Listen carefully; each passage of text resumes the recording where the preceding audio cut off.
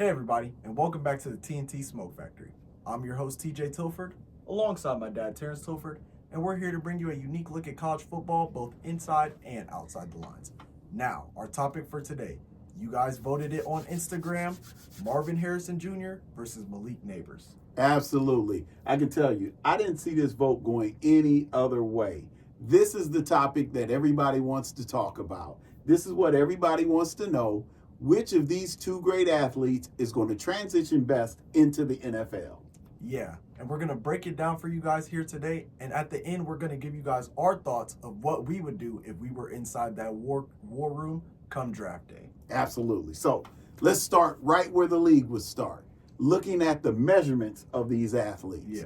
So you got Malik Nabers. He's coming in around 6 feet tall, 201 pounds. You got Marvin Harrison Jr. coming in at 6'4", 205 pounds. So one thing we know right out of the gate, we take the weight, we put that aside because that's pretty much a wash. But then you're looking at Malik only being 6 feet and Marvin Harrison Jr. being 6'4". Yeah. That gives me a bigger catch radius. That gives me a bigger target. Right there, my meter starts to shift over to Marvin Harrison Jr. And before you shift that meter, I'm going to shift it back because Marv chose not to work out at the combine or at pro day. Mm-hmm. We have no 40 time for him, where Malik worked out at both and ran a 4.3 at LSU's pro day. That's incredible time. 4.3. Yeah, that's blazing speed right there. So that does give him a little heads up because nobody likes an unknown. And with Marvin Harrison Jr., we got that unknown on 40 time.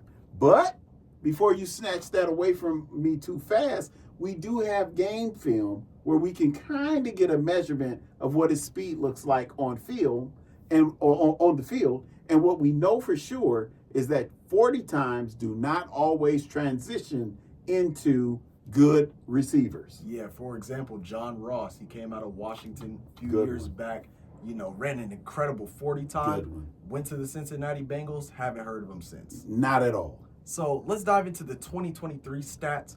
Malik had 89 receptions, 1,569 yards, 14 touchdowns, and a 17.6 average yards per catch. Great season for him. Incredible season. Big year. Marv, 67 receptions, 1,211 yards. Same amount of touchdowns as Malik, 14 touchdowns, and an 18.1 average yards per catch. You're still talking about some great years between both of these guys. Yeah, you can look at the stats and you can say they lean in Malik's favor. But one thing we know about stats, unlike numbers don't lie. Stats can lie a little bit. Yeah. Because you look at these numbers and you can't say that they put them up all by themselves. The ball didn't get snapped from center to receiver. There's a big factor in the middle of that plays a big role in these stats being what they are. Yeah. And we'll get into that deeper later. But a highlight of it is, if we look even further back and look at the 2022 season for Malik and Marv, their numbers are quite similar in terms of receptions. 72 receptions for Malik, 77 receptions for Marv. But then Marv starts to pull away a little bit on the yards in that season. Yeah. He's at 1,263 for that year, and Malik is at 1,017. But the big stat that leans in Marvin's favor is he had 14 TDs that year, and Malik only pulled in 3. Yeah, and Marv, I believe, had 2 games with 3 touchdowns? Absolutely, So, yes. Yeah. You got 2 games where he produces 3 touchdowns, where Malik goes a whole season with only 3 touchdowns. Yeah. That's a big difference. Yeah, huge difference. And there we step back one more year, and you look at that huge Rose Bowl game that Marv pulled out his freshman year. He's a freshman receiver, unknown, and he steps into the big moment of the Rose Bowl. Granddaddy of them all. And he produces at a level that, had there not been a Jackson Smith and Jigba explosion, he could have very well been the player of the game. Yeah. And to add on to your point, to step into that scenery, the biggest game outside, the 2 playoff games and the national championship, biggest bowl game, stepped up big as a freshman. Yeah. in spots that needed to be filled because Garrett Wilson and Chris Olave both did not play that Huge holes. Yeah. Huge holes. You're talking about two receivers that went on to and having incredible NFL careers. He steps into those big shoes and has a phenomenal game. Yeah. Big statement. So let's look at a little bit of their on-field work. When I look at Malik Nabers, man, explosion. Explosive player. He can create space, especially going deep down the field. Yes. I mean, he is, dare I say, he's more of a deep threat than Marv. You know, he can create that space. I love the way he also adjusts to make certain catches. He can adjust, back shoulder, all that. He can go up and get it. Yeah. There's a lot to like about this kid's film. Absolutely. Now, Marv, we're talking about a lengthy kid, a very big receiver who also adds on speed to that. He can go up and make the big catch because, one, he's bigger, than almost every DB he's going to play. Big adjustments to the ball as well. I mean, he can go up, or not go up, but he can back shoulder. Wherever you put it, best believe that Marv is coming down with the ball. Yeah. Now, Malik, I look at him, and there are certain aspects of his game that remind me a lot of Tyreek Hill. And that's scary for a DB. And you're talking about a kid who spent a lot of time lining up on the outside and lining up in the slot. So that shows some versatility in his game that I know offensive coordinators in the league are chomping at the bit to get a hold of that. You look at the usage that they get out of Tyreek Hill, and you're talking about an athlete that comes in with similar skill set to that. Maybe not that level of off the chart speed, but still 4.3. We're talking about huge numbers that he can put up going deep. But then you look at Marv and you say, wow, catch radius off the charts. Look at that catch that he made against Michigan State. Yeah, 2 years back. 2 years back, yeah. Phenomenal catch where everybody is saying, that ball's uncatchable, it's incomplete. Yeah. His awareness off the charts, another example of his awareness. Think about that incredible catch that he had against Indiana. Yeah, that was, nobody thought he was getting his foot down. Yeah, everybody, even the Indiana coaching staff that's right there looking at it, as soon as he's putting his hands on the ball, they got their arms going saying incomplete pass. Out of nowhere, this kid contorts his body in such a way that he can get his feet down inbounds to make one incredible catch. So you're talking about not only does his body give him a huge catch radius, but his athleticism improves that catch radius to just another level. Incredible. And when I think of Marv, I really think of another Julio Jones. He could have that type of career. Prime Julio was a monster. He was dangerous. Yeah, prime Julio. Prime Julio, yeah. The recent years he's been older guy, but prime Julio, Matt Ryan, Falcons, Super Bowl, he was extremely dangerous. I can look at Marv and say, okay, I see a prime Julio type of, I won't even say ceiling. I could say his ceiling could be above that. Yeah, absolutely. Agreed. Now, to look at some of the big games this season, Malik versus Alabama, 10 catches, 102 yards, and a touchdown. He also went over 100 against teams like Ole Miss and Missouri, two other ranked teams they played. But their first game of the season, Florida State Camping World kickoff game, only 6 catches for 67 yards. Yeah. Now, this is what we really got to examine. What happens to the athlete in the big moment?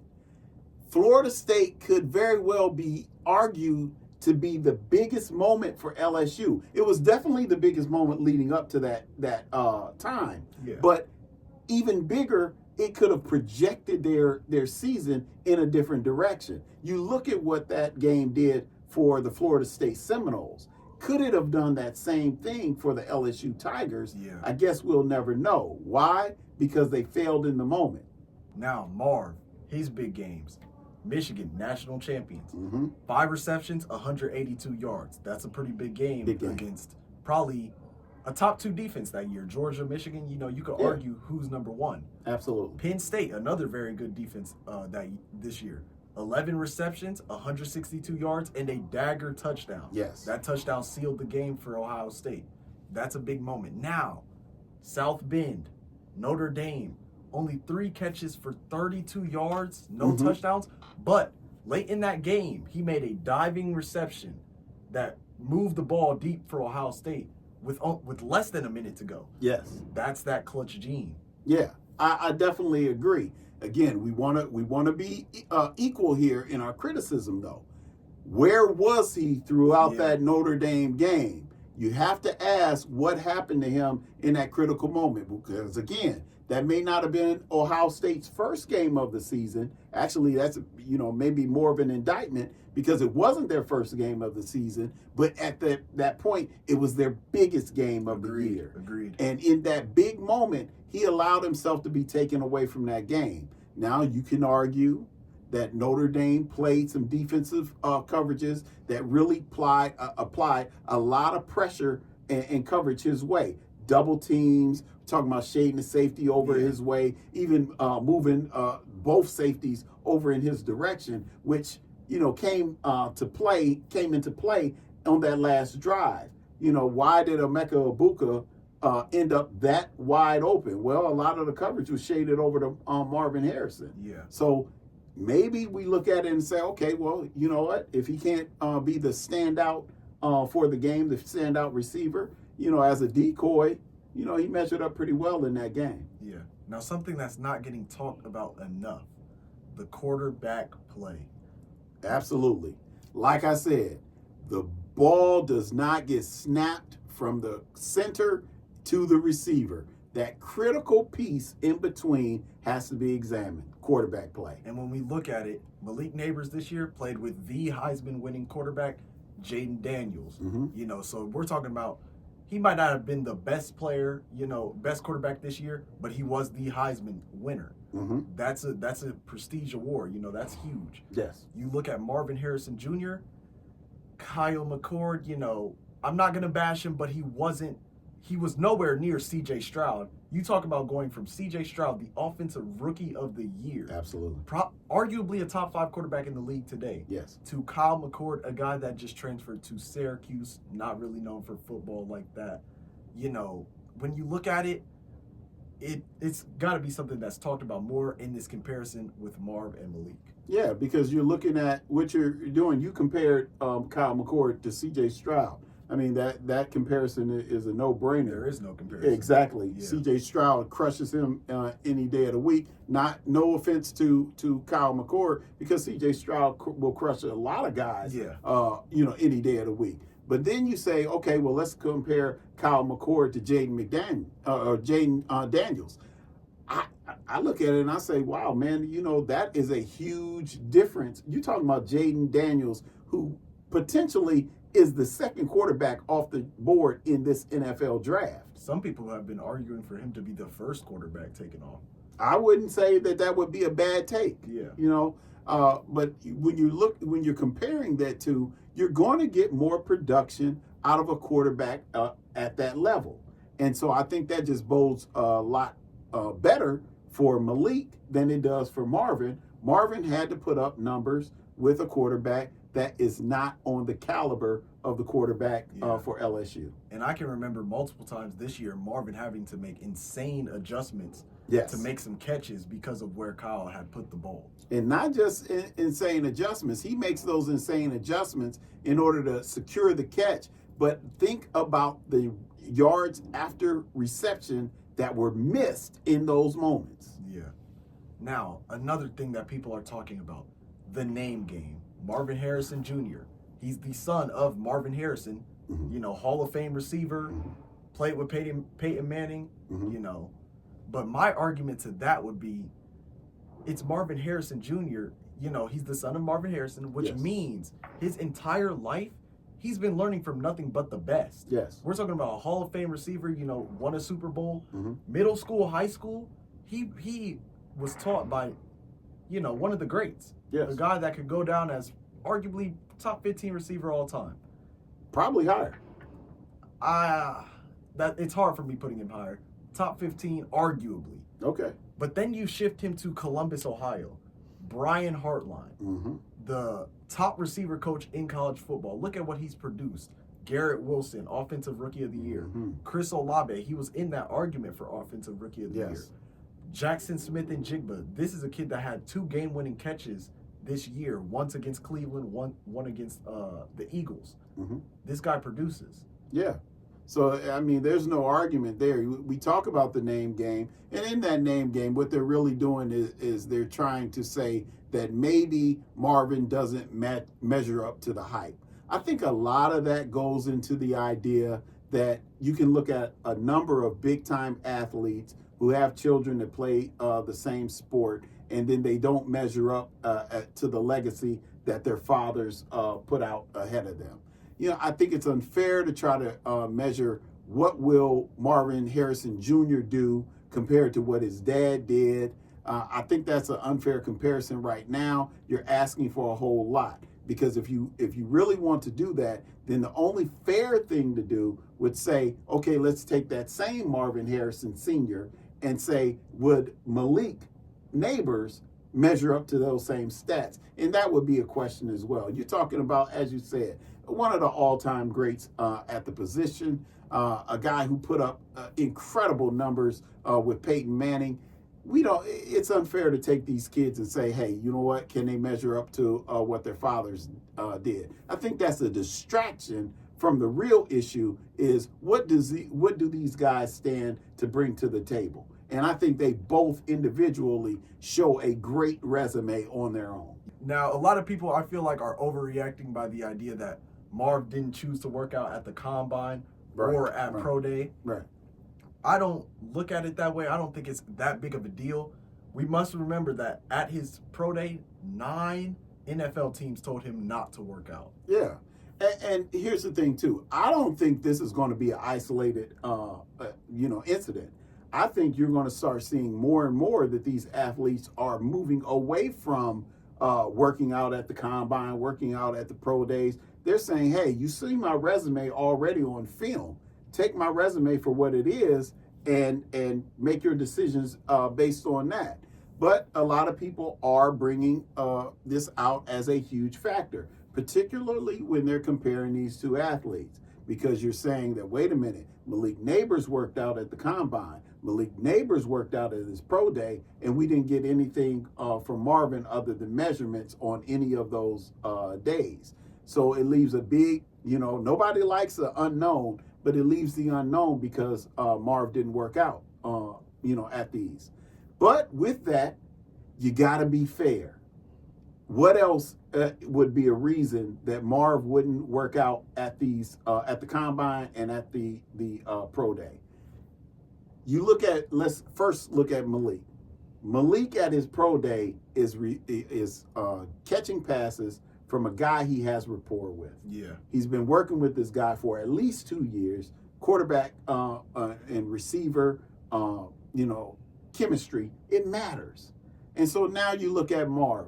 If Marv is going to work out at this pro day, who is he going to catch passes from? He's either going to catch passes from a guy he really doesn't have a lot of rapport with in Devin Brown. Devin Brown coming off injury, so we don't know how, what the impact of that injury would be to his throwing motions. Yeah. Or he's going to catch passes from 3 guys that he never caught passes from before. You got the transfer in Will Howard. You got the incoming freshman, Air Nolan, Julian Sang.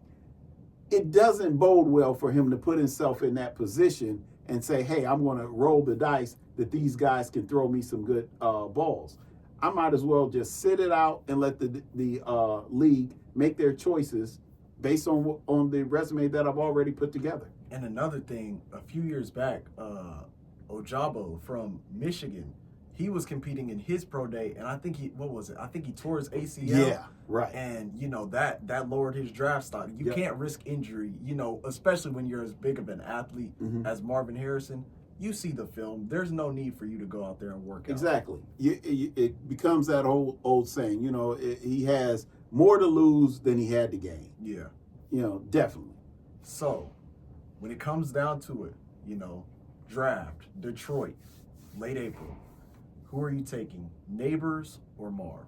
All right. So, first of all, in all honesty, there is a slim difference in these two athletes. Mm-hmm. I want to put it out there and say, I don't think you could go wrong with either one. Now, with Marv, you're talking about a guy who brings in a bigger body, a larger catch radius, and some phenomenal ball skills along with awareness on the field. We already know about his background in terms of, he's learning from one of the best in his father, but also he's a character guy. There's no blemishes in his record from the time that he was in high school through his collegiate career. No question marks for him off the field. We got to examine the fact that there are some question marks coming about with Malik off the field. Is he a prima donna? Is this a high maintenance guy? They're all rumors, but always where there's smoke, there's fire. The only question is that fire just a small match, or do we have one of the California wildfires going on here? And that's a question that a lot of these GMs, a lot of these owners, they don't want to touch that type of thing anymore. Why? Because we're seeing more of a trend on it.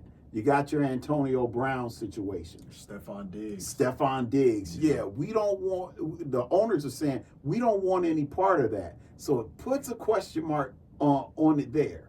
But we also look and we say, wait a minute, we have some unknowns on Marv. No workout on the pro day, no workout in the combine. We got some measurables that we like to have that we don't have. And guess what? Malik gave them to us. He had a phenomenal workout at the combine, phenomenal workout on his pro day. So now I start to say, I know a little bit more about this guy than I know about Marv. Yeah. So maybe with that additional information, it leans me, since we kind of splitting hairs with these two, we can't go wrong with either one.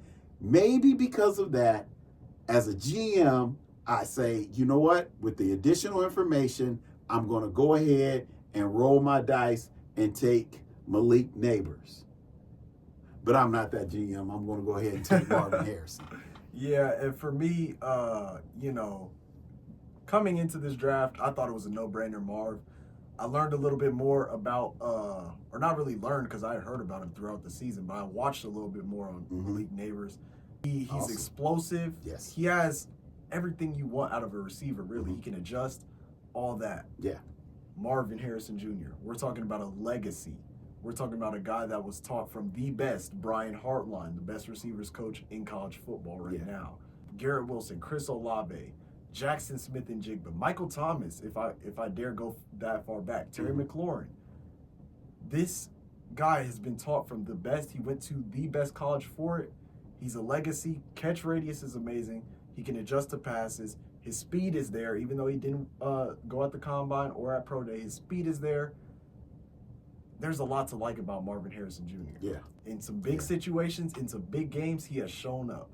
So with that being said, I love Malik Nabers. I hope he goes to a good team that will utilize him correctly. I hope he doesn't go to the Giants. I think that would be a disaster.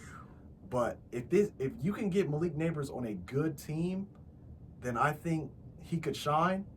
But I'm still taking Marv over him. Agreed. We'd love to know what you guys think. Leave a comment below, like, share, and subscribe to all our pages as well. And although Marvin Harrison Jr. and Malik Nabers won our Instagram poll, we will still be doing a video on J.J. McCarthy and the top 5 teams from the 4-team playoff era. So anybody that voted for those, don't worry, those are coming soon. Stay on the lookout for that. As always, leave it smoking. We'll see you guys on the next one.